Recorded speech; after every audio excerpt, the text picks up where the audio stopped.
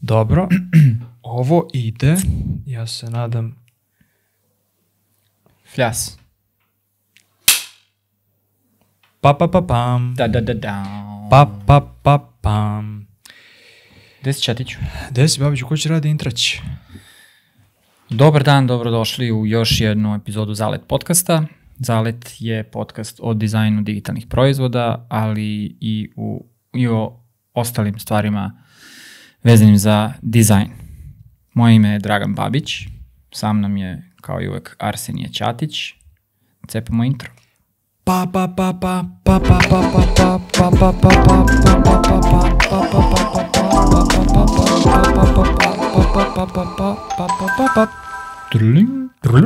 Prošlo intro. Šta ima, bre? Pa evo, malo smo se opustili. Malo smo se opustili. Raspustili, ali i nedaće su nas neke sastavile. Moram da se ispovedim fanovima, jebote. Nažalost, pre 3 nedelje, baš kad smo dogovarali, ja mislim, snimanje, je li tako? Pa imali smo jedno snimanje koje sam ja bio bolestan, pa nismo uspeli. Da, baš su nas krenuli malerije. Tako je. Arsenije se za jedan termin razboleo, a za drugi sam ja slomio ključnu kost. Tako da sam vam u ovom izdanju dosta bolan, ali ovo je dobro. Glava radi. Ako to može tako se kaže. Da. Glava je na ramenima. Na ramenima, ajde, toliko ćemo reći. Da. Dobro je. Sviđa mi se što smo, ja mislim da smo i možda i u prethodnoj epizodici promenili malo intro, u smislu najavu šta je podcast. Aha. I dopada mi se da si sad, ti si ovo na mestu si smislio. Da, dodao sam mu. Ja sam ono što sam ti bacio, razmišljao nešto, baš me ta buba me uhvatila kao najuticajniji podcast o product dizajnu na Balkanu o kome niko ne priča. Da. I mislim da je to onako volio bih da ostanemo u senkama. Ne kao neka, ne sad kao mi smo nešto tužni, znaš, kao sad, kao niko ne priča nama, nego mislim da ima malo do toga da taj kult moment, znaš. Ja sam u ko zna kojoj nekoj od iteracija za copy našeg Super 8 ovog sajta koristio jedan taj kao moment gde sam hteo sam da pričam o tome kako Super 8 može da bude tvoje tajno oružje. Tako Zalet može da bude zapravo kao, za toga kao niko ne zna, jer ga svi štekuju za sebe, razumeš? Sebični su ljudi da ga dele, znaš. Pa da, kao ono omiljena zečija rupa, znaš, svi imaju svoje zečije rupe i kao, gde si ovo našo? Poslije ću ti linka i nikad ne pošalješ. Da. Kad smo kod slanja stvari, mi tako s vremena na vreme imamo e-mail pa nam neko nešto pošalje. Šaljite mailove. Baš volimo da čitamo. Neke lepe stvari, uglavnom su lepe stvari, nekad su i neke gluposti. Ja ću sad, mi nismo pitali za dozvolu, tako da ću ovo anonimno da pročitam, ali jedan e-mail koji nas je oduvao i stvarno hvala osobi, evo i ovako javno, i mi smo se zahvalili naravno. Ako gleda, nek se zapljune u komentarima. Da. Mi smo u fazonu da anonimno pročitam. Predivno, stvarno, izdvojeno i vreme i pažnje i sve. Znači ovako, šta kaže, samo znači delić maila. Također sam hteo da vam se zahvalim, pratim Zalet od početka i vaš podcast mi je ozbiljan oslonac kada sam se 23. vratio iz jedne europske zemlje, gde sam radio 4 godine, bla bla bla. Kada sam se vratio u Srbiju, delovalo mi je da je sve nepredvidivo i mentalno i tržišno, ali prateći vas, skupio sam muda da skočim sa one metaforične stene u more i pokrenem ime svog studija iz grada u kome živi. Tako da ovo je, bukvalno je ovo zašto mi... Da. baš je onako najlepši vid potvrde da se zapravo ovo sve isplati. Znaš, kao bukvalno tako jednom godišnje dobijemo ovako neki email koji kao, ok, sad nam ništa nije... Pošto smo mi sada već u tom nekom postfinansijskom delu razvoja. I razmišljamo samo o parama, sve gledamo kroz dinar. Ne, prevazišli smo to. Prvo smo razmišljali prvo smo bili altruisti, onda smo hteli da zgrnimo pare i samo smo o parama mislili, o parama, pošto ih nismo zaradili nikad, a sad nas više ni pare ne interesuje. Sad samo tapšanje po ramenu. I fame. Fame, samo slava. Samo fame. Ranije je bilo pare i slava, sad samo slava. Ne, šalim se. Stvarno, ovo je baš nas je dirnulo. Kad smo dobili email i to je stvarno razlog zašto imamo podcast, zašto se cimamo oko svega. Ne, zato što se volimo i zato što ja volim Babića. Što volimo pričamo. Si izvalio, brate, što imam, vi ne vidite u kadru, verovatno, ali ovde je moja kancelarijska stolica. Svi što imam, brate, točkove za rolere na... vidio sam, baš se rola, brate. Baš se rola, da. Ludilo. Baš sam htio te pitan kako je tako lagano. Najbolja stvar koju sam kupio u životu. Koliko je dobro. A čekaj, palo ti na pamet ili si to... Da, gde mi je palo na pamet. Video sam negde, dal sam na AliExpressu video. Skate, ceo život. Bukvalno ima ABEC 5 ležajeve u točkovima i gumirani su dosta točkovi. Bukvalno su točkovi od rolera nabuđeni na taj ulaz za kancelarijsku stolicu. I ako neko planira to da uradi, da znate da morate da obratite pažnju, i ako imate Ikeinu stolicu, Ikea ima neki čudan standard gde je ta pipa koja mora da uđe u stolicu da bi se prikačio točak, valjda je Ikea 11 mm, a svuda je 10 mm. Tako da moraš ozbiljno da obratiš pažnju da ne bi kupio pogrešan točak. Hashtag nepotrebno znanje. Bukvalno. Zato što znam da će se neko zaletiti, ko ja što sam se zaletao i slučajno sam pogledao i hteo da proverim i naučio sam to. Inače bi kupio pogrešno. Jel ti se prelazi na temicu? Može. Ok. Palamud solidan jedan. Sledi. Imanje mišljenja. Da. Profesionalni imač mišljenja. Ne, ali mislim da tema o kojoj govorimo, kako nam je radni naziv, teške i lake stvari koje smo uradili. Kao najteže i najlakše stvari. Da, u svojoj karijeri. Ja sam sad to doživeo, to je još jedna od onih epizoda gde kažemo temu, ti dođeš sa svojim, ja dođem sa svojim, ne znamo unapred ko šta ima i sad je to iznenađenje. A malo pre dok smo se nameštali, si ti mene pitao kao šta imam. Ne, pitao sam te, jel ti trebaju beleške? To si mi pitao, da. A ne trebaju mi beleške, zašto sam na kraju završio sa 2 stvari samo.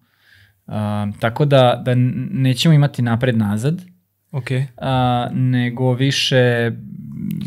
Svako za sebe.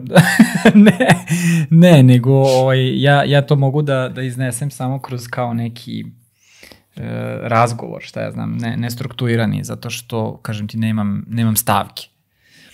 Pa ne možemo... Nemaš stavke, ali imaš stav. Imam stav, da.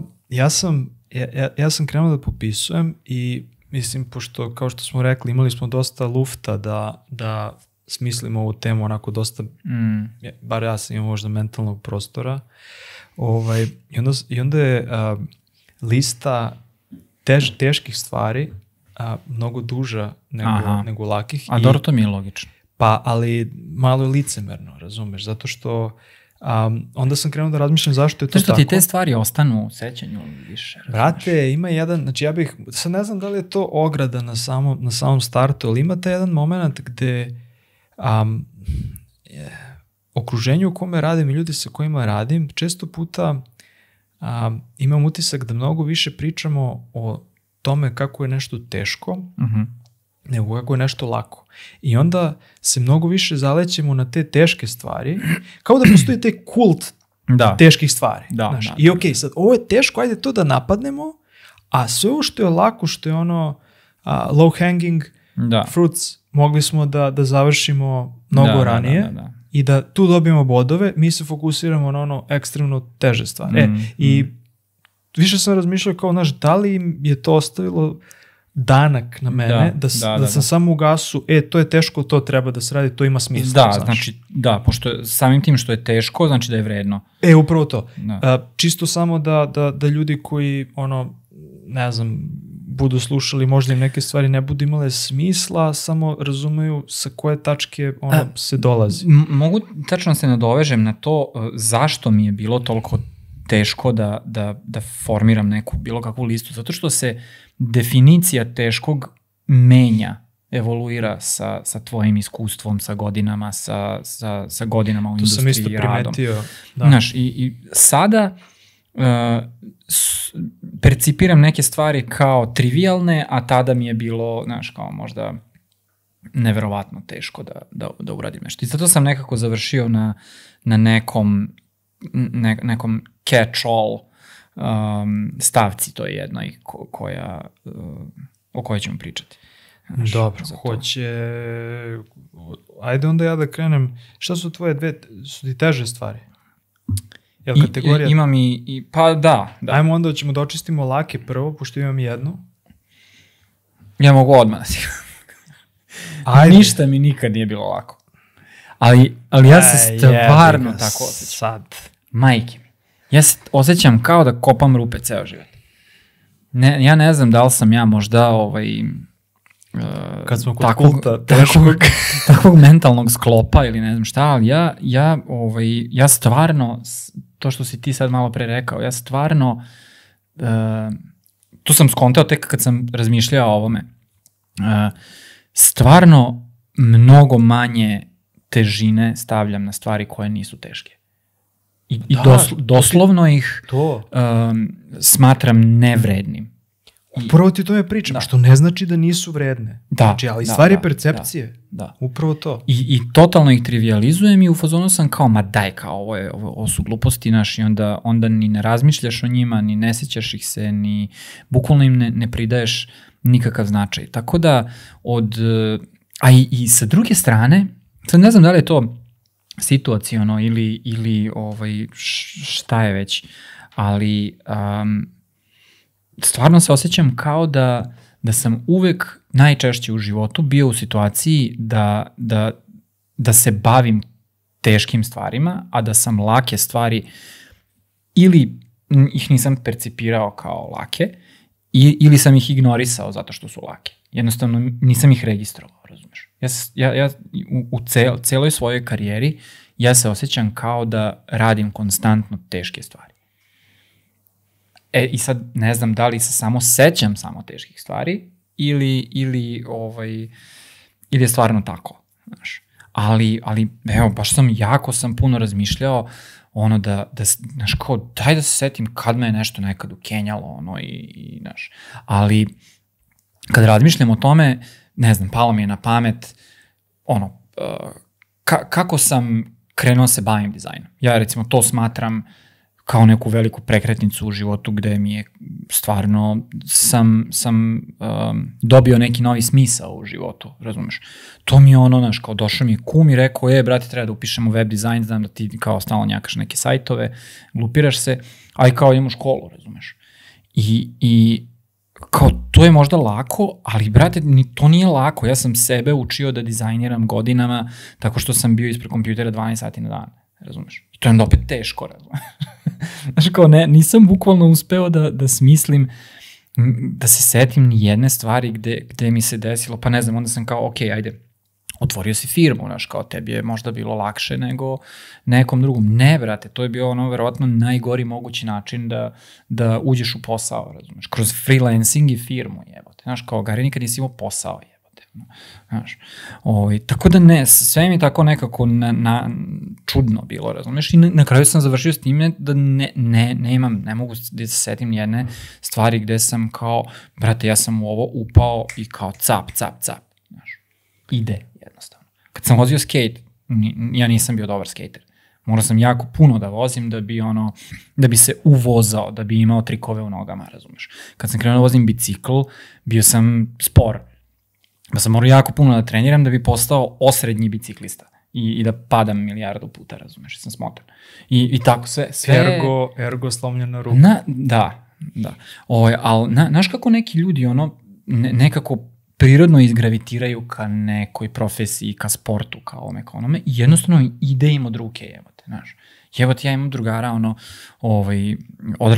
odrasli smo zajedno, vozili skate, čovek nikad nije zaboravljao trikove. On ne stane na dasku 3 meseca i sutradan ima u nogama sve što je ikad jednom naučio, razumeš? A ne znam, mislim sad, čujem šta govoriš i razumem, ali mislim da je to možda isto samo stvar percepcije. Naš pitanje je kako se on osjeća i da li je to zaista tačno da nikad ne zaboravlja ili je njemu isto. Znaš, možda samo deluje lako, ne znam. U tom svom razmišljanju onako sam se malo i osjetio kao, brate, jel realno ti u životu nisi našao nijednu stvar koja ti je laka? Tebe je ovo baš pogodilo, na nekom dubokom nivou. Pogotovo taj deo teme me baš kao, druže, ti se patiš ceo život, jebote.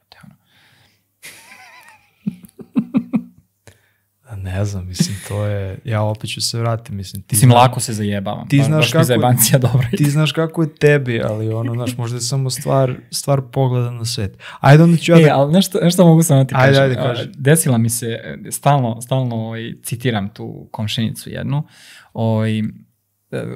u gradu, u stanu gde sam živeo ranije, prolazim jedan dan i bio sam naravno polomljen jer sam pao s bicikla. Bio sam u nekom gipsu i prolazim onako, vučem se, sav sam razjeban, izderan, i ona me gleda ovako, a tipa, to je bio neki drugi pad u recimo nekom kraćem periodu ili tako nešto. I tako da znači ponovo me je vidjela da sam slomljen i ovako me gleda, kaže, jao sine, sve na tebe. I meni je to definicija mene, brate, razumeš? Kao i tebi je najgore, stalno najgore. Kao da idem s nekim oblakom, jebote, iznad glave, razumiješ? I ono je rekla, jao, sine, sve na tebe. To mi je i stalno to govorim. Kad god vidim nekog tako da mu se desi serija nekih težih stvari, on kaže, jao, sve na tebe, u pičku. Pozdrav za komšinicu. Da. Ok, ja imam jednu laku stvar. Zato što sam se, naravno, fokusirao na teške prvo. Ne znam kako, znači, glup je naziv, a ja sam to definisao kao lako mi je da znam šta mi se sviđa kada govorimo u sferi dizajna, u smislu ko su ljudi čiji mi se rad dopada, da povezujem stilove, da povezujem ljude, da povezujem te neke ekipe u kojima se oni kreću, da pravim mentalnu mapu ko je s kime u kontaktu, ko je gde radio, ko je uticao na koga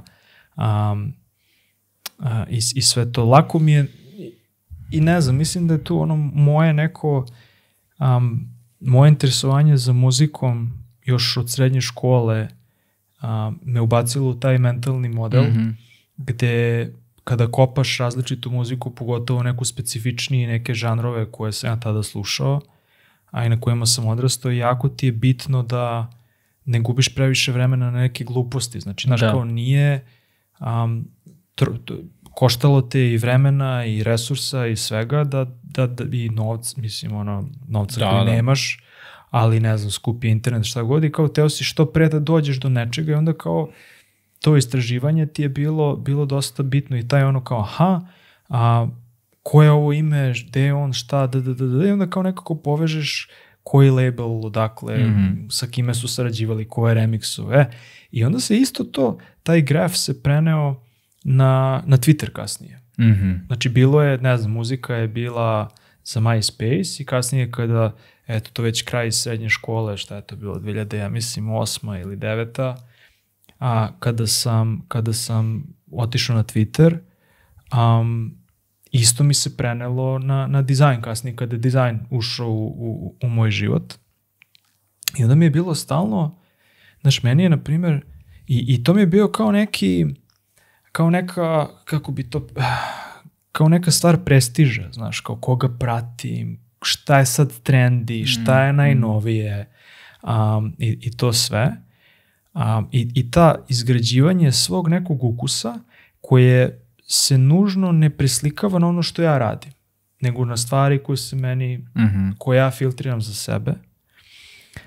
I bilo mi je stalno čudno da kada pričam sa nekim od kolega i kao, pa koga sad, kao ko ti je sad omiljeni dizajner? I oni stalno, uvek je bio taj špil nekih grafičkih dizajnera koje kao oni obožavaju i vole, što je fair, ali niko nije naš u tom trenutku lupam izvlačio neko ko je tada bio, ne znam, Rebecca Cox ili Mike Matas ili kogod, znaš, 2010. kao. I to mi je bilo onako uvek kao stvar koja je... A vidiš, to što si ti upravo opisao, ti si, baš si lepo rekao, filtriranje. Ti si se bavio filtriranjem signala, da bi, odnosno šuma, da bi našao signal, a signal su bili ti individualci, ti bendovi, ti artisti, šta god. Mislim da se to jako promenilo danas. Ranije nisi imao izbora. To je bila jedini način da ti dođeš do nečega što ti percipiraš kao kvalitet. Da kopaš po stvarima, da ih iskusiš i onda da odlučiš da li ti stavljaš neku vrednost na njih ili ne. A danas je to totalno drugačije zato što su ljudi u modu konzumera i ja sam to i kod sebe primetio. Čekam da mi stvari dođu često, znaš. Kao u fazonu, ok, na Twitteru sam, cepno sam onaj, je se for you zove, kad ti algo određuje šta će da ti pokaže i dokle god je tvoj algo dobro istreniran, on će ti pokazati, par signala ćeš dobiti. Znaš, vidjet ćeš neku dobru sliku, pa ćeš ući u profil, pa ćeš vidjeti šta još piše, pa, znaš, šta god. Ali, čini mi se da ljudi taj discovery danas prepuštaju algoritmima, umesto da ručno kopaju, da idu na sajtove, da istraže ljude, da vide šta ti ljudi rade kad rade za sebe, a ne nužno da rade za posao, razumiješ? Jer tu se često nađu najzanimljivije stvari. Pa da, ali i nestao ti je kurator kao kurator. Algo ti je kurator. Znači, upravo to. Kustos je algoritam. I to je problem. Znači, tehnološke kompanije... Meni je to najveći problem danas na internetu. Pa tehnološke kompanije su to svesno, mislim, zašto smo išli na blogove? Da. Znaš, na koliko sajtova ti ideš sada tako što uneseš sajt u URL ili klikneš iz bookmarka? Bukvalno na 10 sajtova. O tome ti pričam. Ja isto imam 10 ili 15 svojih nekih blogova koje kad se zaželim i ono što mi je, kako da kažem, znači navika mi je sada da čekam neko vreme i onda recimo jednomesečno odem na neki sajt i onda sve vidim šta je bilo, ne znam, tekst ili šta god. Ali ja se sećam kad sam bio početak faksa, znači eto, to je bilo pre 2010. tako, znači između 2006. do 2010. kad je bila ekspanzija i brzog interneta i svega u Srbiji, bar za mene. Jeste, da. Brate, ti si imao te hiperpopularne, opet niš blogove koji svaki dan štanca, zato što mu je, razumeš, svrha tog bloga je da što više Google Ads, ne znam, te kotke. Kotke, šta god, i kao, znaš, i retko ko se od njih i održu i dalje. Znaš, to su sad sve postali neki news. Naprimjer, ja na kotke odem 4 puta godišnje. Ja sam veliki fan newslettera i kao, ja sam sad preplaćen na gomilu newslettera i meni je to sjajno. Ja ne mogu se ubacim u to. Znači, meni je to sjajno i, naprimjer, sve više i više koristim 2 appa. O Areni sam pričao dosta, Arena mi je To je stvarno, ako se ikad desi taj tužan dan da se Arena ugasi, internet će postati 10 puta gore. Ali baš sam razmišljao kako sam licemer što nikad nisam im dao dinara, brate. nikad nisam platio. Da, sve koristim ono besplatno. I drugi ali Arena ima takav vibe da je ona privukla sve te ljude koji su arhivatori, razumeš, i dobri su u pravljenju kolekcija. I onda mogu da dođe neka lenština kao ja i da konzumiram to, zato što su oni to sklopili za mene. Ali nekako se osjećam dobro zbog toga u ovom slučaju. Zato što je neko uložio vreme i svoj ukus i trud da napravi neku lepu celinu nečega i onda ja to mogu da pregledam. Ali osjećaš se posebno nekako. Da. Baš se osjećaš posebno. Kao da zato što delimo određeni, prepoznali smo i on ili ona i ja da tu ima nešto zanimljivo. I upravo je to. I sad kad smo, vratimo se na početak i apropo toga kako kao sad ti ja razmišljamo negde za koga je naš podcast i kako želimo da ga pozicioniramo i ko su ljudi koji zašto ga vole i tako dalje. Jedna od stvari jeste da nije da kažeš sve o tome šta radiš, nego da kažeš jednu stvar, jednu reč, jednu rečenicu koja će da rezonuje sa hardcore ljudima koji te kapiraju. Mislim da je to glavna stvar, znači da samo se povežeš sa ljudima koji te kapiraju, ništa više. Da. Ali Arena nema algoritam. Mislim, ona nema to je najbitnije. To je razlika između Pinteresta i Arene. Ne postoji. Nema te trivializacije sličnog sadržaja i nalaženja sadržaja, nego, brate, sedi, scrolluj i klikći. I veoma je utočište za ljude koji to vole. Ono čega se ja samo... Znači, ja često razmišljam da li će taj način ophođenja prema... Kako bismo to nazvali? Ti si rekao način pronalaženja inspiracije ili stvari na internetu, da li će to da umre sa našom generacijom? Znači, razmišljam da neko ko je mlađi, eto, možda je to neko mišljenje koje neko može da nam napiše, neko ko to nije iskusio i nije mu prirodno, jednostavno neće razviti i neće znati da je to moguće. Da. Ili možda ako znaju, možda im je to previše strano. I, znaš, lupam. Kao kad bi, brate, mi sada, lakše ti da kupiš pastu već gotovu, ubaciš je u šerpu s vodom, nego da razvijaš svoju, da razvijaš svoj hleb. Znači, ali postoji veliko zadovoljstvo u tome kada praviš svoj hleb. Ali to je u slučaju da se to desi, da ljudi izgube naviku da kako se kaže, kuriraju stvari, da biraju stvari, da ih sortiraju i kategorišu i arhiviraju.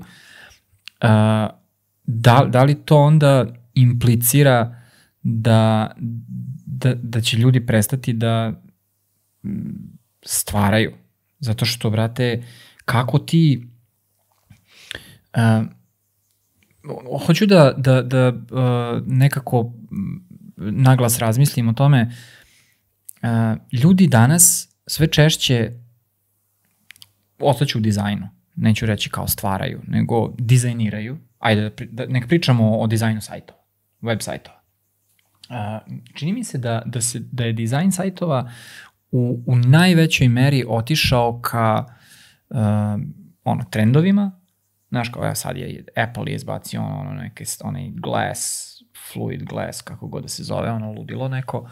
I sad kao ceo internet trubi o tome kako to rekreirati u Figmi i ne znam šta.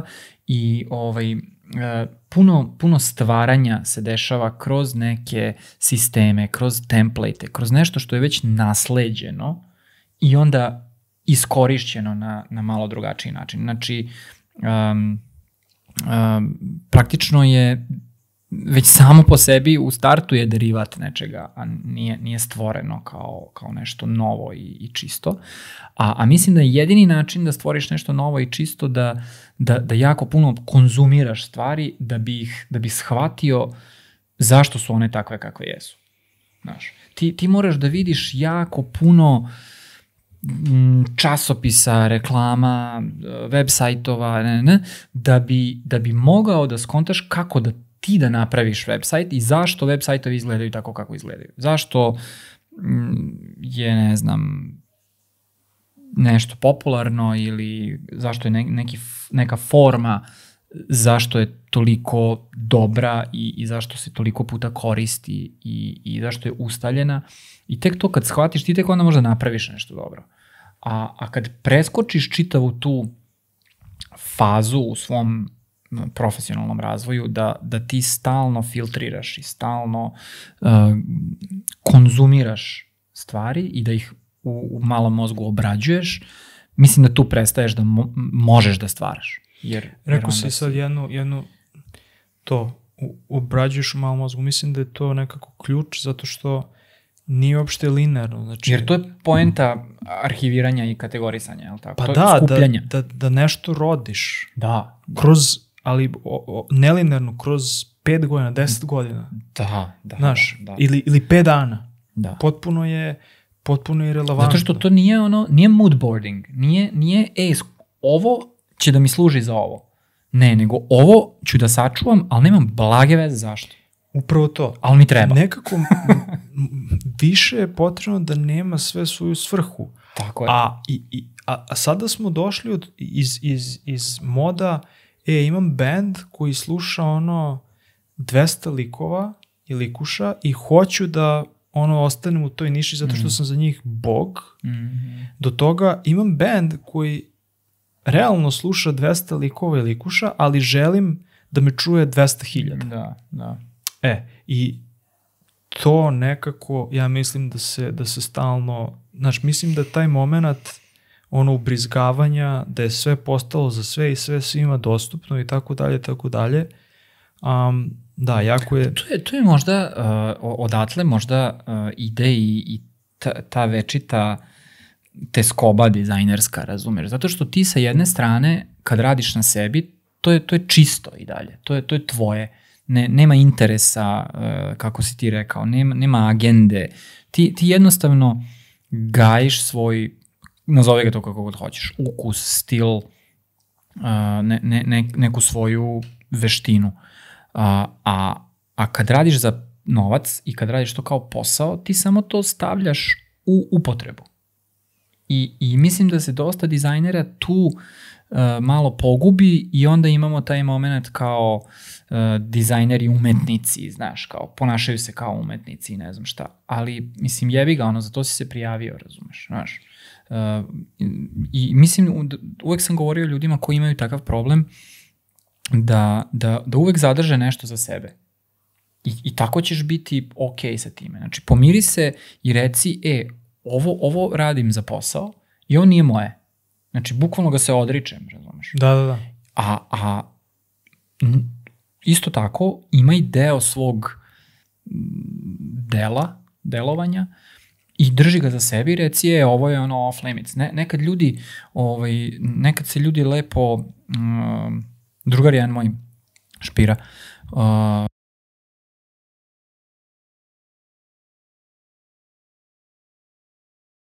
i on i Stefan i još dvoje ljudi, Aca Bunčić i još jedna devojka koju ne poznajem, čini mi se. Špira se bavio muzikom i bavio se dizajnom. I on je jako rano genije provalio da on muziku nikad neće staviti u domen posla. I to se sećam, pošto smo bili klinci tada. I on je bio u fazonu, ne brate, ja ću da se školujem za dizajn, jer kao to volim da radim i dizajn će da mi bude posao, ali muziku nikad neću da uprljam poslom. To je moje. I tu muzikom se bavim samo pod 100% mojim uslovima. I to je to. On je tako napravio tu, razgraničio je to, znaš. Ali mislim da to ne mora baš tako da imaš dva domena neka, nego možeš, lupam, budi ilustrator za sebe, a web dizajner za posao, znaš, kao može svašta da se, na više mesta možda se povuče ta linija gde ćeš dozvoliti da nešto ostane tvoje i to ćeš zapravo biti ti, to će bolje da oslikava tebe kao umetnika, stvaraoca, dizajnera, šta god, a brate, posao, jebi ga, radiš šta posao traži. Znaš. Da, mislim da smo sad ušli u teritoriju neke malo druge teme, ali samo apropo filtriranja stvari, meni se jako dopalo pre par godina, mislim da sam to spomenuo u neku veću od epizoda, ali taj lik zove se Vadik Marmeladov.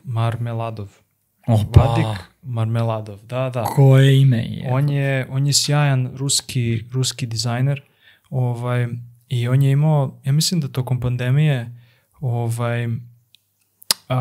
streamovao je i ceo stream je bio tako što se on postavi na internet, šeruje svoj ekran i otvara Tumblr, uglavnom mislim da je Tumblr bio i komentariše stvari koje mu izađu, koje mu se dopadaju, zašto mu se dopadaju, šta mu se dopadaju i to je sve. Wow, dobro. Znači, bukvalno imaš upliv u njegov desktop. Bukvalno upliv u to kako Gari sam sebe edukuje. Da, i to je to. I pazi, 10 ljudi na streamu bude, razumeš? Neko eventualno baci neki link, bude neka mala diskusija, ali, znaš kao, čuku vremena gledaš lika koji scrolluje internet. I razmišlja naglas. Onda je bio neki lik, zaboravio sam kako se on zove. Eduardo nešto, koji je, pazi ovo, lik je, to je 2016. nebitno, skupljao je tonu sličica, interfejsa, fizičkog product dizajna, predmeta i tako dalje i kategorisao je nekako u svoje neke foldere. To mu je bilo, znači voleo da ima sve u folderu. I onda je u jednom trenutku rekao, ok, evo imam folder sa stvarima i ja imam negde na hard disku jer je onda napravio kao edicije, kao serije, znaš, prva pa druga i sve sam tu... I ti sad, gledaš nečiji folder kako je strukturisao, koje su sličice, ko zna zašto je njemu to služilo, razumiješ? Da, kontekst je potpuno... Ti sad dobiješ van konteksta i u fazonu si gigabajti slika koje gledaš i to je to. Nemaš reference odakle, šta, nema link, nema ničega. Ne sjećam se da li ima, možda kako su nazvane, potpuno je nebitno. Ali znam da je imao samo strukturu foldera i to je to. Tako da veoma, veoma zabavno, eto, inspiracija nekome da možda nešto tako, možda ćemo mi nešto tako da radimo. A pazi, to možda postane stvarno legitimno sada kada se toliko priča o ukusu, o važnosti ukusa, odnosno prepoznavanju kada je nešto dobro i kada ima vrednost u ovo doba veštačke inteligencije i sintetičke kreacije. To će, mislim, to mi ide u ruku... Pa da, ali upravo to nije, kao sintetička kreacija je zapravo popularnost, a ne ukus. Velika je razlika. Da. Kao, jedno je ukus, a drugo je šta je popularno. Da. I to je to. To nikad nije išlo jedno s drugim. S tim što je tužno da se danas to šta je popularno predstavlja kao nova norma. Da. To je sad, to je sad to. Da. I drugi app koji bih spomenuo, koji je onako noviji, ali sam tu već neko vreme i sad sam baš u posljednjih možda 2 nedelje sam ozbiljnije malo krenuo se bavim njim, je Sublime. Sublime.app. Text editor? Ne. Sublime.app je kao, pa ne bih znao kako da nazovem, znači social, antisocial network, gde nema praćenja, nema lajkova, nema ničega, ali postoje načini da ja dođem, da se povežem sa različitim ljudima kroz sadržaj koji mi skupljamo. Zamisli Pinterest, gde kada ja stavim nešto pinujem, postoji algoritam koji nađe taj isto moj pin koji je sličan sa pinovima drugih ljudi. I veliki akcent na tome ko su ljudi iza toga koji stoje. Ne na sadržaju. Onako malo je, na prvu loptu je možda isto kao sve ostalo, ali ne baš. I ono što je dobro da su okupili baš nekako, mislim, ciljano su okupili gomilu ljudi koji se upravo bave tim filtriranjem sadržaja. Pa da, moraju da seeduju. Kao neki novi Tumblr. Meni je najsličniji mi u novom Tumblru. Ja instalirao Tumblr ponovo pre nedelju dana. I šta ima? Pa brate, ne znam zašto sam ikada i otišao, stvarno.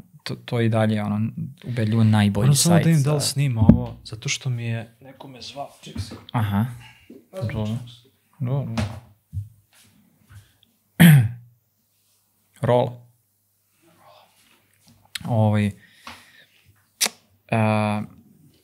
Ne znam, ne mogu da setim zašto sam batalio Tumblr. Verovatno sam batalio Tumblr kad sam počeo jače koristim Twitter, ali sam se ponovo sada malo dao pažnju Tumblru zato što mi se smučio Twitter. Jako mi je nekako sve manje i manje zanimljivih stvari nalazim tamo, stvarno. Užasan je.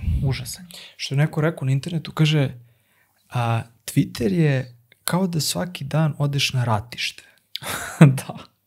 Bukvalno. Stvarno jeste, još pogotovo kod nas, bukvalno je postao kao da čitam endless scroll blica nekog, ili tako nešto, penša mi se politika u dizajn, u ovo, totalno mi je, džumbus mi je napravljen, baš je... Ja sam se baš trudio da da li su menjali algo ili ne šta. Baš sam se trudio da kao budemo u fazonu, brate, pusti Amere, oni su preosetljivi, stalno im sve smeta, ali, otvoriš i kao, brate, tačno vidiš da je svako dizajnira tweetove samo za popularnost. Da, to je definitivno. Niko više nije.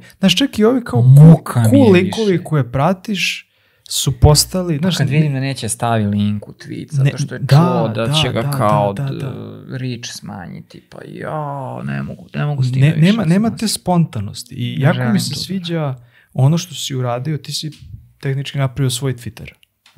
Da. Vidiš, to sam zaboravio.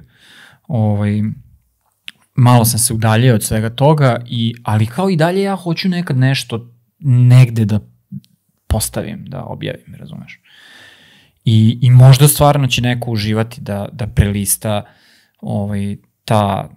sve to što nikad ne postane članak ili blog post, razumeš? Ali, kao 2 rečenice su, nema potrebe praviti post kad su te 2 rečenice dovoljno.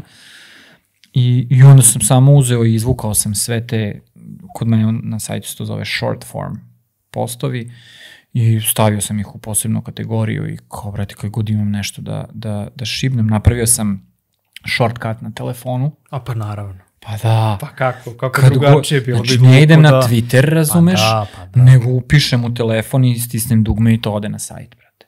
Razumeš. AI mi je pomogao. Napisao mi je shortcut. Ja sam, baš me inspirisalo da napravim nešto slično, ali sam hteo da se vratim u svoj newsletter, ali ono što sada me smara sa newsletterom jeste što kao newsletter, ako ga šalješ stalno, gubi, samo će otići na ignor. Da, brate.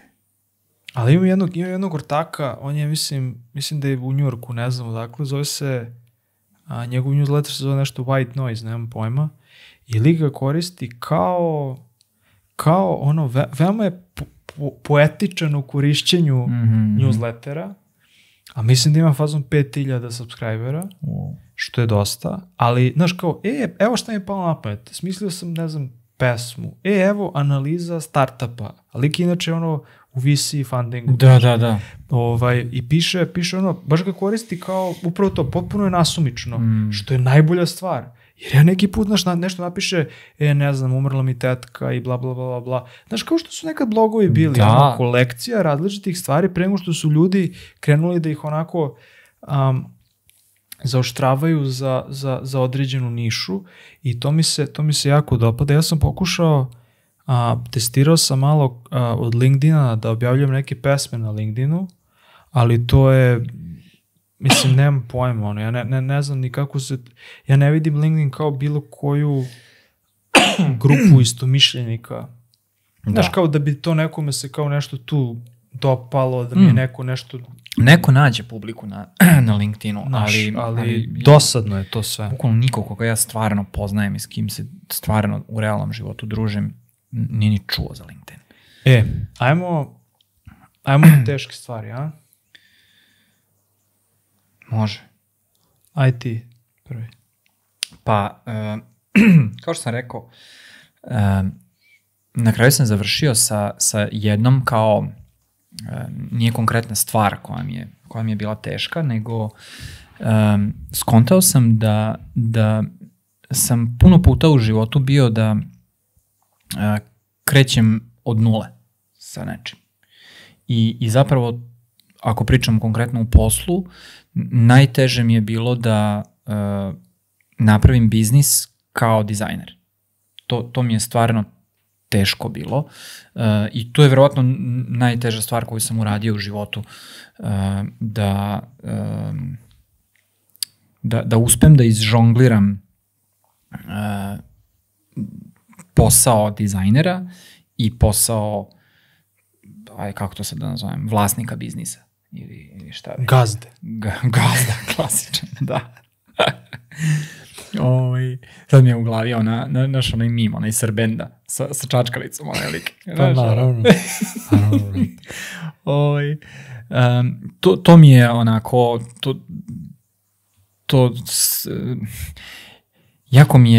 jako mi puno energije treba da se suzdržim baš sam nedavno na Twitteru pročitao kako neko je, ne znam, dao otkaz, ali ne prestajem sa dizajnom, nego je ovo novi chapter u njegovom životu, on otvara dizajn studio. Rekao, druže, usreći ćeš se u pičku materinu, tako što ćeš... Svi misle da otvaranje svog studija, agencije, čega god, biznisa, u domenu dizajna značiti da ćeš se ti više baviti dizajnom. Donekle je to istina, ti ćeš više dizajnirati zato što ćeš imati više troškova i više para ćeš morati da napraviš, ali ćeš isto tako raditi još dva druga neka posla, koja... Pa nije isti posao, mislim. Veoma je, pričali smo x puta o tome, to je potpuno drugi posao. Skroz drugi posao i dizajn postaje samo jedan deo tog posla. A kad si zaposlen, zapravo ti se baviš dizajnom i ne interesuje te ništa drugo. Imao sam jednu sličnu, izvini, ali te prekidam? Pa ne, samo sam teo da kažem da mi je taj moment počinjanja od nule i podizanja stvari od nule konzistentno i konstantno najteži. Mislim, to percepiram kao jako tešku stvar i sa klijentima sam bezbroj puta prolazio kroz taj kao od 0 do 1 proizvod i osmisliti nešto i napraviti prvu verziju nečega. To je stvarno teško. Meni to nije, majko. Meni nije i baš imam gomilu interesovanja nekih u životu i... Ali vidiš, tu ja mislim da postoji razlika. Nije ti teško ili nije teško su dve različite stvari. Ja ne kažem da nije teško, ja kažem da meni nije teško. Meni je započinjanje lako. Meni je izguravanje priče teško. Da. Ok, ja nisam imao svoju firmu na tom nivou, ali iz prve ruke sam mogao da vidim kako to funkcioniše na svojoj koži i tako dalje, ali ne znam, znaš, kao gomila neki, rekao si, počeo si voziš bajs, ja sam, ne znam, krenuo da trčim, znaš, kao sve to, taj deo je na početku zabavan, ali tačno imaš kad prođeš krivu dovoljno dobro, da si verovatno ušao... Noob gains kad prođu... Da, ali ja kapiram da si to već u 30% svetske populacije. Da. Onda je pakao, jer ako uzmemo da su elitni sportisti 0,0001%, da. ima ih 1000 na svetu. Da. Znaš, kao to je... Jer tu je prošao zabavan deo. Zabavan deo te aktivnosti. To. Sad kreće rad. Sad kreće. Sad ustaj rano, jedi dobro, spavaj puno, nemoj da se zajebavaš, nemoj da cugaš, nemoj da... Maži se vazelinom. Da, sve mora da bude, životna higijena na maksimum i to je dosadno. I onda mora jako da te zanima i moraš jako da hoćeš da radiš to, da bi ostao i zapravo da bi nastavljao da se poboljšavaš. Da, onda kreće motivacija je za pičke, brate. Da. Nema motivacije. Ne postoji motivacija. Da. Apropo biznisa, imao sam, ajde kažem, možemo se nadovežemo, meni je bilo jako teško da shvatim, ne da shvatim biznis kontekst, kao zašto je bitan, nego da prihvatim da je to. Jer možeš verovatno već da pretpostaviš kao mlađi dizajner, znači moje ubeđenje je bilo da pravim dobar proizvod, dobar korisnički ugođaj i to je to. To je to što se vrednuje. Znači ako uložim sebe i ako napravim što bolje mogu i ako je na nekom kompetitivnom nivou svetskom, veliko jednako dobar biznis, uspeh, novac, popularnost, šta god za čime stremiš u tom trenutku. I onda sam shvatio da prvo uspeh je relativna stvar. Ne bih se složio da ne znači isto uspeh u Americi i u Srbiji, ali veliko je pitanje različitih... Mislim, uzeo sam primjer Amerike i Srbije zato što se najčešće upoređujemo i ima ljudi koji kažu da živim u Americi, ja bi bio milijarder ili milioner. Aj sad da ne otvaramo ne otvaramo tu konzervu. Tu konzervu crva, razumeš? Ali jedan od razloga, znaš, kad prođeš kroz kroz to grotlo, kroz tu mešalicu, kreneš da vrednuješ neke druge stvari koje nisu nužno samo dobar. Znači, ne govorim ja ovde sad, da me neko pogrešno ne razume, ne govorim ja, dobar dizajn nije bitan, ne valja. Mislim, mi smo pričali x puta, ali ajde da kažemo, za nove ljude koji nas slušaju možda čisto da ukače, ali mislim da ja izbegavam. Prvo sam napisao ovde u belešci, napisao sam, tačno se sećam, verovatno zato nikada neću biti preduzetnik, ali sam onda obrisao i napisao sam verovatno zato nisam preduzetnik sada. Jer za mene je to baš veliki napor. Baš veliki napor. Trenutno se ne osjećam u tom modu, možda ću se kroz neko vreme osjećati spremnim, sposobnim, energičnim za tako nešto, ali trenutno ne. Ja tu uključujem i da se razumemo, meni je preduzetnik i freelancer mi je preduzetnik. Apsolutno. Ti se baviš, brineš se. Zato što je, biznis je tvoja stvar. Upravo to. Znaš, moraš da se baviš time. Za mene je sve, svi koji nisu salary people, kao što sam ja, to je preduzetništvo. To je preduzetništvo, znaš. Da. Tako da, eto, to mi je bila druga stavka. Jesi imao još neku ili hoćeš ja da nastavim? Ne, hteo sam samo da, kad si pričao o biznisu sam, ne znam kojim putem sam krenuo da razmišljam o tome, ali hteo bih da ljudi znaju jednu stvar o biznisu unutar dizajna. Ja sam prilično siguran da je mene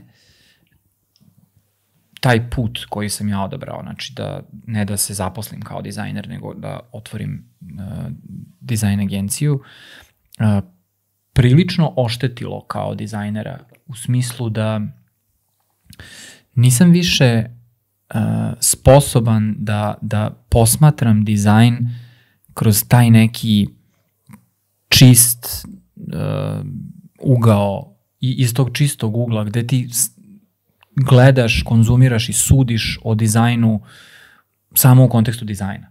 nego ja to sad moram da stavim u poslovni kontekst i odmah mi idem na ono, kako će to da napravi lovu, ko će to da kupi, ko je konzumer, kako to može da se proda, kako može da se zavalja i to je to. Znači, moj mozak je od godina plivanja u tome permanentno i fiksno umrežen da radi tako. I nikad više neće biti onako kako je bilo ranije. Smejem se zato što imam bukvalno jako sličnu stvar. Stvarno? Da, života mi. Ja sam to samo iz ekstremno subjektivne prizme. Ja sam to napisao, znači teško mi je da se razumem sa dizajnerima. Pa da, ista je stvar. Dosadno mi je da pričam sa dizajnerima o dizajn detaljima. Znači, i upoznao sam neke ljude i na internetu znam ljude koji su krem. Znači, nema, razumeš, sve što je najnovija tehnologija, oni su to izmislili. Razumeš, kao nema bolje. I onda odem na neki meetup ili nešto i sad ja kao, ne radi se tu da li sam ja snob ili ne. Možda ja sam, mislim, boli me ovo. Ali treba sad da pričamo, znaš, kako smo mi brate, nemam kapacitet. Mnogo mi je zabavnije da pričamo o nekome koji je uspeo da plasira babin sir na tržište, zato što ću tu više da naučim o nečemu što mogu da iskoristim u svojoj, na svom poslu, nego o tome da mi neko... Brate, jesi najbolja na svetu, nisi. Znači, nemoj mi pričati sad ti o nekoj specijalizaciji unutar nečega. U istim smo znači znaš kao, rovarimo u šaragama rovarimo. Razumeš, mi smo u šaragama. Nemamo potrebe da pričamo. I nemoj da se bavimo, znači rešeni su problemi, znaš. I onda, ali pazi sad, jako slično sam razmišljao da to su dizajneri koji upravo to, znaš, kao ne vide širu sliku i onda oni mene ne razumeju. Ja kažem, to ti je lako ili ovde trebaš više da investiraš i uvek imam taj još 3 rečenice zašto i kako i zbog čega. Da, zašto postoji gap u šta to razumevanju. Znači kada upravo to, znaš.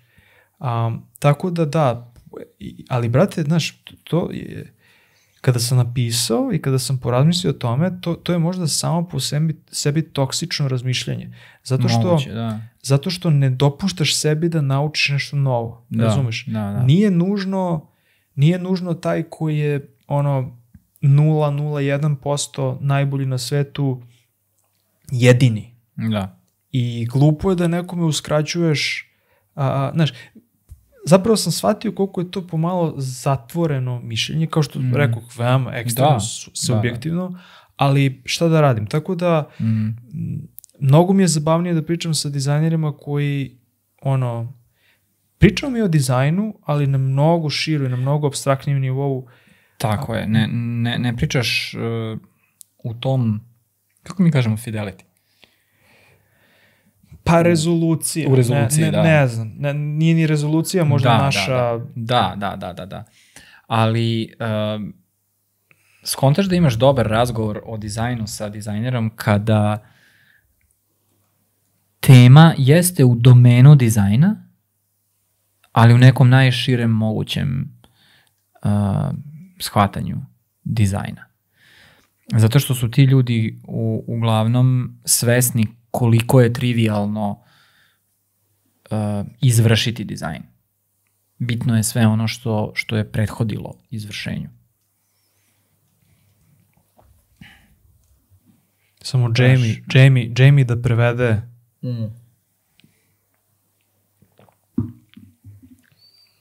Jesi gledao film High Fidelity? Naravno, to mi je jedan od najomiljenijih filmova. A jesi gledao seriju? Ne. Zato što je, ja mislim, to je jedan od retkih slučajeva. Nisam ni čitao knjigu. Jedan od retkih slučajeva kada su snimili seriju posle filma, a da ne bude sranje. Meni barem nije sranje. Wow. sad ću morati to da...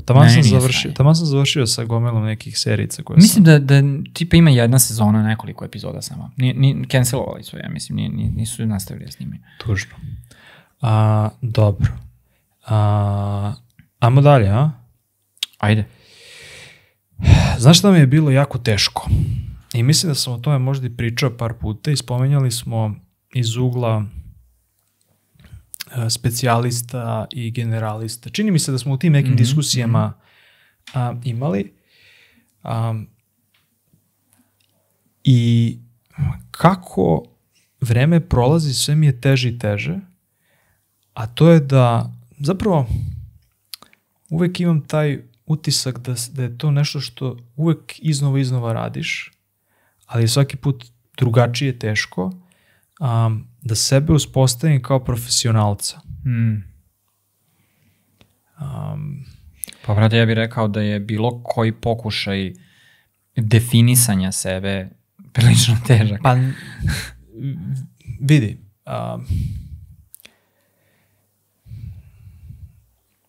Zato dizajneri imaju problem da naprave svoj portfolio. Pa, znaš, vidi, neko možda veoma jednostavno, iz našeg ugla možda veoma jednostavno stremi u tome da postaje bolji u onome u čemu je dobar. I to je nekako na nekoj užoj, ne širini, nego na užem nekom sloju. Ali ja mislim da to nije tako čisto. Mi to vidimo kao čisto. Recimo sada imaš, znam tačno na šta misliš. Neko ko je najbolji za logo. Da. I ti odeš kod teo i ti si... Imaš Marka Vuletu koji kida plakat i ti vidiš Marka kako dobije gig za plakat, uzme 10 soma dolara za plakat, on sedne jedno veče i za par sati pokida plakat, pošalje ga i kaže to vam je to, daj pare. On je najbolji u tome. Ali zapravo šta se dešava, ja mislim, je da Marko verovatno nije baš nešto ispunjen time. Ja to ne znam. Vidi. Kao ono, znaš ono kad se Braulio Amado, kad se pojavio, pa je razvalio s onim vrlo karakterističnim stilom njegovim. Ja ne znam ko je to. Ma da, Portugalac. Braulio Armado. Armado ili Amado, nisam siguran. Braulio? I ono, u jednom momentu su ga svi uzimali za ilustraciju samo. A ja kontam da je on nije bio zadovoljan time da zauvek ostane ilustrator. I onda na kraju, mislim da je on otišao u neku art direkciju ili tako nešto, razumiješ. Tako da mi njih, te ljude vidimo kao specijaliste i vidimo samo ovako, kao kad gledaš kroz oškrenuta vrata, znaš, kao ti vidiš samo jedan deo njega, ali on zapravo...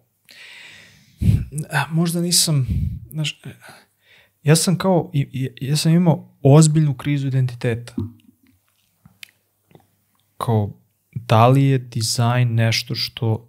Bio sam u jednom trenutku na prekretnici gde nisam znao da li trebam da nastavim da se bavim dizajnom. Da. I to sad, znaš, neko je može jako glupo i jako smešno da deluje kad pogledaš ti, ne znam, ono sa strane, kad neko kome možda poznaje i tako dalje, ali tačno se sećam trenutka kada sam u fazonu, brate, šta ja radim sa svojim životom, razumeš? I od toga je prošlo jedno 7-8 godina, sada sam na boljem mestu, ali takođe, znaš, ja ne želim da ne nužno ne bih bio zadovoljan. Da na sledećem radnom mestu budem ono product designer broj 1, mislim, ono, prvi koji se tu pojavljuje, to je možda isto okej, ali da li postoji, znaš, kako ja sad to podignem na viši nivo? Šta je sledeće? Da. Znaš, šta je, gde može da ide sve to što mi kao dizajniramo, gde su granice svega toga? Što vidi, veoma je zabavno za ispitivanje. Znaš, sad me više ne frustrira, sad mi je više kao... I to je neki rast gde gledaš, aha, koju putanju mogu da otvorim, znaš. Da li je to, da li je preduzetnički jedini način, da li je neki R&D, da li je neki art, da li su art projekti, znaš, mislim, zaista verujem da postoji beskonačno opcija gde na kraju dana, znaš, da li mogu da naplaćujem da radim ono curation za drugi ljudi, mislim, hoću ti kažem i da ostaneš u dizajnu i da ostaneš ono u artu i šta god, ali u jednom trenutku kada ti nisi toliko uspostavljen, trebaš da nađeš posao, očigledno ti škripi radno mesto, trebaš da nađeš posao, ne možeš da nađeš posao, apliciraš na ono 50 različitih mesta, dobijaš sve odbijanice, ništa ti nije jasno zašto, kako, zbog čega, cimaš vezu, ono, sve je samo ne. Da. I brate, ništa ne razumeš. Nisi siguran više ni ušte. Nisi siguran da je, jer pazi, ja verujem da sam onako poprilično praktičan u određenim sferama života gde kao brate, ono, treba ti da, ne znam, radim u kuhinji ili da perem sudove da bi zaradio kintu, fajn, ono, nemam problem s time, znači, sve što je ono pošten posao, ja nemam problem s time, znaš. Tako da to je bilo onako poprilično zanimljivo iskustvo da se prođe kroz to i da se nađe neki ventil koji će da te isprve odvuče na neku drugu stranu, a onda da te vrati. Da ti pokaže da pa i nije to toliko loše, pa i nemoj da imaš takvo i takvo očekivanje, pa uspostavi granicu između onoga šta ne želiš ili traži ono što želiš, znaš. Tako da, eto, to mi je onako jedna velika stavka. Ja mogu da se povežem sa tim u karijeri. Ja mislim da to ima svako ko nije uspeo da se snađe u opšte prihvaćenoj definiciji bilo koje role. Dizajnera, recimo. Product dizajnera, interface dizajnera, kako god, znaš. Svi mi koji smo u tim nekim pritokama i barama okolo, razumeš, nama je... Potočari. Da, potocima jevi ga, da. Mi smo imali taj problem, razumeš. Jer, evo recimo, kako to rezonuje kod mene. Da treba da se zaposlim kao product dizajner sutra, da li sam ja najbolji product dizajner? Najbolji. Da li sam dobar product dizajner? Pa nemam pojma. Nisi, da li mogu da napravim do jaja interfejs? Pa ne baš. I onda kad kreneš tako da razmišljaš, pa brate, ti si ono bulja lik, razumeš? Ali sam dobar u nekim stvarima zapravo, to je, ja sam kod sebe uvek to smatrao boljkom, jer sam ja dobar u onim stvarima, delovima dizajna o kojima nešto niko ne priča, nego ne zna ni da ih artikuliše, razumeš. Dobar sam u tim nekim, nisu ih svesni. Da. Preleću se i zato što sam dobar u njima, mogu da se provučem kao dobar dizajner, razumeš. Mogu da isporučim to što treba da isporučim, zato što imam puteve da to uradim, ali ne umem, bottom line, ne umem da brute forsujem dobar dizajn i da kažem sve što ja izdizajniram je dobro. Zato što nije, razumeš. Ja nisam dobar dizajner u tom smislu da kao izbacujem vizuelno dobre stvari. To ne umem. Ali nekad me ukinja. Tako da mislim da svi ljudi koji su tu negde između imaju taj problem da sebe klasifikuju. Znaš. I to je zajebancija velika. To je suštini, ti si rekao, kriza identiteta. Kriza identiteta. Ja sebi dalje predstavljam kao dizajner, zašto još uvijek nisam smislio bolji način da se predstavim. Znaš, jer nekako nije uspostavljeno i ne dobijaš feedback koji ti nema nikog da ti usmerava. Znaš, nemaš metrike koje te usmeravaju. Da. Iz nekog razloga mi je sad palo na pamet kao neko ko se bavi baletom, sad baletani ili balerine, ekstremno teško ali i ja znam da negde sam čuo da sa cele klase od recimo 20-30 ljudi tipa 2 ili 3, znači ono koliko je to 10%, Da. samo nastavi da se bavi time profesionalno. I onda ti, i znaš, kad nekoga gledaš na sceni, onda veruješ da je to neko najbolji i oni uvek znaju gde su slabi i gde nastavljaju i tako da. Da. Jako je teško u ovom našem poslu i kako si ti rekao, u našem nekom vrtlogu da to razlučimo i da zapravo kažeš da, ok, želim da investiram u to. Čak i kad znaš, mislim da je potreban nekako napor koji dolazi od samog sebe da želiš da investiraš u nešto. Da. Obično bude, mogu da se provučem s time. Ali kad te 3. put sačeka u fazonu si, brate, sad ovo zaista moram da naučim. Znaš, kao moram da shvatim šta se dešava. Ja sam bio ljubomoran na ljude koji su se tako laserski dobro definisali i našli u nečemu, u čemu su baš onako đavolski dobri. Uvek sam bio dosta ljubomoran na to. Trenutno mi ja želim da postanem takav. To je ultimativni cilj, ja mislim. Ja mislim da mi se to rodilo da na primjer, evo, ajde uzmemo da primjer, ja se uvek vraćam, ali kao meta razmišljenje, ali mislim da nešto šta mi prije je podcast. Ja ne kažem da sam poprilično dobar u tome, ali kao prija mi i imamo feedback da je dobro, razumiješ? I kao volao bi tu da nastavim da se gradim, da učim, da rastem, da postajem bolje, tako da. Ja trenutno imam jednog lika koji mi je kao, neću ja kažem uzor, nije mi uzor, ali koji to radi jako dobro. Možda ga i znaš, sa Twittera ga znam, Nikita Beer se zove. On je neki growth lik u suštini. I lik je dobar u jednoj stvari. A to je da uzme postojeći proizvod i da ga postavi na takvu putanju da postane uspeh u smislu user engagementa, aktivnosti i tih stvari. A na čemu je radio? Stvari koje mene apsolutno ne interesuju. Na čemu je radio? Nemam pojma. Trenutno mislim da radi kao savjetnik, razumeš. Bukvalno je lik konsultant koga ti nazoveš i za sat vremena ti reši nešto što ti čitav tim ljudi neće rešiti nekoliko meseci. Jer će da gađaju metu u mraku, razumeš. A on uzme tvoj proizvod, u roku od nekoliko minuta ga verovatno analizira, jer što ima šlifa za to, što ima iskustva, što je napravio je nekoliko proizvoda i konzistentno ih izbacuje. Jednostavno zna šta treba da se radi. Znaš, kad svi mi gledamo istu stvar i niko ne vidi, ali on vidi nešto. Razumeš?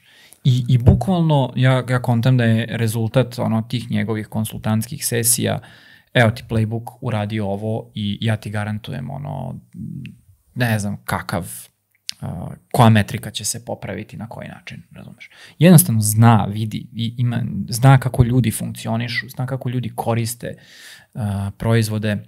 Opet kažem, mene realno to ne interesuje. Ja nemam aspiraciju da se bavim time, ali sam fasciniran kako on to dobro radi, razumeš. Ili recimo, kad gledam biciklističke trke, ako imate SBB, možete da prebacite komentatore na Eurosportu na engleski i onda ne dobijete našeg komentatora, nego uglavnom to budu na velikim trkama Carlton Kirby i Sean Kelly. Sean Kelly je bivši biciklista, jedan od najboljih biciklista na svetu. Čovjek, ja mislim, da se bavi kladionicom, da ide da se kladi. Taj bi opelješio sve kladionice. Kako čovjek čita trke i kako pretpostavi i zna šta će da se desi, to je neverovatno. I on tako gledaš trku i slušaš njega šta priča i gledaš kako se dešava šta je čovjek pre 10, 15, 20 minuta najavio da će se desiti. To je prosto neverovatno, razumiješ, kao da je tamo. Kao neka gatara, brate. Ludilo totalno. I to mi je neverovatno. Baš volim da budem u blizini ljudi koji dobro rade, ili barem da ih slušam, gledam, koji dobro rade jednu vrlo specifičnu stvar. I to je to. I još veće su mi carevi ako su rekli, da, ja ovo dobro radim i ne treba ništa drugim da se bavim. Ja ovo treba da radim. I uspeli u tome. Ja uvek nešto tako, na 100 strana sam, razumeš, svašta me interesuje i stalno nešto babram i mrljavim na 100 strana, umesto da uzmem, da se uhvatim nečega i kaže, druže, ti ovo radiš i ništa drugo. Mislim da je to kletva, ali jako opet dolazimo imam poslednju tačku, koju sam ja nazvao stvar nije gotova dok stvar nije gotova. I ono o čemu tu govorim jeste da jako mi je bilo teško da naučim i da prihvatim i da shvatim, jako slično kao ono što smo rekli da nije sve o dizajnu, ovde je da shvatim koliki je napor potreban da se stvari završe.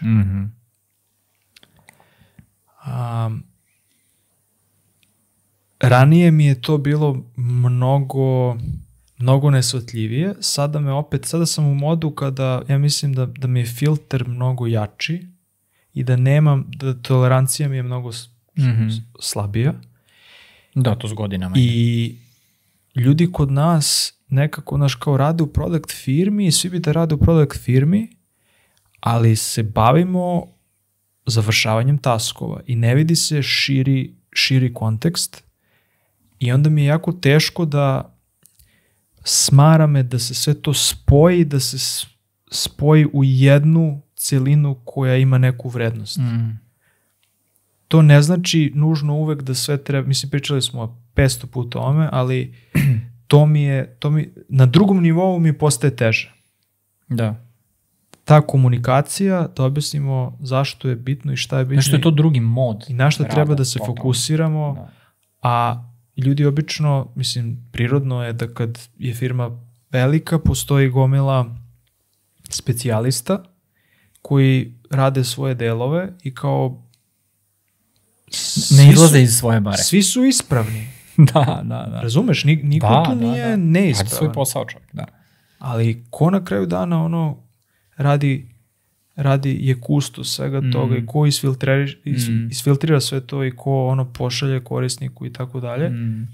To je, ne znam, deo posla za tu neku product osobu, gde ja obavljam tu funkciju trenutno i kao jako je teško.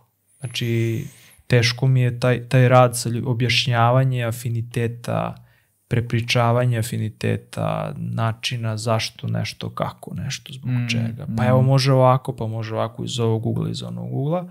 Ta neka edukacija kolega, gde teško mi je s jedne strane i smara me, jer kao dugo vremena radimo zajedno, a s druge strane to isto moji šefovi rade sa mnom. Znači isto to prepričavanje i prepričavanje priče i dizajniranje priče za mene da rezonuje sa mnom. Da. I onda ne možeš da budeš džukela i da kažeš ma boli me kurac, razumeš, napisao sam ti tamo, idi pa vidi. Mislim, niko se sa mnom u životu nije ophodio, mislim, jesu neke džukele, ali kao jako sam brzo završio s njima saradnju i šta god, tako da ne želim da budem taj lik. Ali zapravo frustracija dolazi iz moje nemoći da ja to radim bolje. Da. Razumeš? Da. Šta mi fali? Da li mi fali bolji storytelling? Da li mi treba bolje pisanje? Da li mi treba promptnija komunikacija? Da li treba novi način komunikacije da osmislim? Da li trebam da pišem detaljnu specifikaciju? Nekad to ni ne možeš da promeniš u istom okruženju. Nekad ti treba novo okruženje. Ima i do toga. Da bi mogao da se promeniš. Jer ti treba svež početak sa novim ljudima. Naravno, ali uvek kreneš od sebe. Ja volim da krenem, ok, mene ovo frustrira, jel frustriraš nekoga? Ne, da. Ok, zašto tebe frustrira? Šta konkretno? To i to. Ok, jel misliš da treba sada da to popravimo ili ne? Možda ne treba, možda je meni sad to preteško, možda tebi nije, možda nama svima nije. Mislim, ok, kako možemo? Znači, to je moj uvek način razmišljanja. Da. I neki put, jer mi je jako teško da neki put uvidim da zaista to ne šljaka i da zaista nešto treba, bilo to proces, bilo to, znaš. Tako da, eto, to su neke stavke koje sam imao. Divno. Bio nam se prekinuo, bio snimak u nekom trenutku, audio, vidjet ćemo šta će da se desi od svega toga, jer FaceTime me neko zvao. Wow. I prekine, nisam znao da se to, znači evo prvi put smo imali situaciju da... Preuzme... Ne, samo prekine recording i zvoniti komp. Bukvalno kao stop da si pritisnuo. Da, kao da sam stop pritisnuo. Wow. Ja sam mislio samo da uđe drugi feed zvuka na... Bukvalno je prekinuo jedan snimak i kao javi se. Ne znam kako ne prioritizuje. Mislim, koliko to glupo ne prioritizuje ono što... Da. Tretira ih isto. Ta dva signala. To je to za epizodicu. To ti je to. Hvala svima koji su... Ajde ja ću da izvedem. Hvala svima koji su došli do ovde s nama. Nastavite da budete dobri, nastavite da se bavite teškim stvarima. Kao što smo mogli negde da zaključimo, teške stvari za dizajnere su potpuno najrazličitije stvari. Zavise od mentalnog sklopa, okruženja, nekog samorazvoja i mnogo drugih faktora koji se utiču u tom trenutku. Bavite se njima, ali takođe se bavite nekim laganim stvarima. Nemojte zbog sebe. Zbog sebe i zbog nekog... Budite dobri prema sebi. Pa jeste, mislim da upravo to, mislim da je dobro, da je cool. Tako je, jer neki put nešto možeš da uradiš samo zato što možeš da uradiš. Znaš, i ne treba da se ne uradi. Jer nikad ne znaš šta može da ti otključa dalje. Tako da to... Kupite točkove za rolere za kancelarijsku stolicu. Kupite točkove za rolere za kancelarijsku stolicu, zato što je veoma bitno. Puno vremena provodite u toj stolici. Ako imate nešto da podelite sa nama, nešto kako smo uticali na vas, šta vam se sviđa, šta vam se ne sviđa, nađite nas. Ja sam se isto sad opet izlogovao. Baš si onako uticao na mene da se izlogujem. I izlogovao sam se po prvi put iz Twittera, ja mislim i sa LinkedIna definitivno, jer kao ne donosi mi pare, nemam interes, razumeš? Arena, newsletteri, Sublime, samo rokanje, Telegram i to sve. Tako da to je to. Do sledećeg, smo imali nešto, ne? To je to. Do sledećeg slušanja i gledanja, budite dobri, volite sebe, volite jedne druge i širite ljubav. To je to. Ćao. Ćao.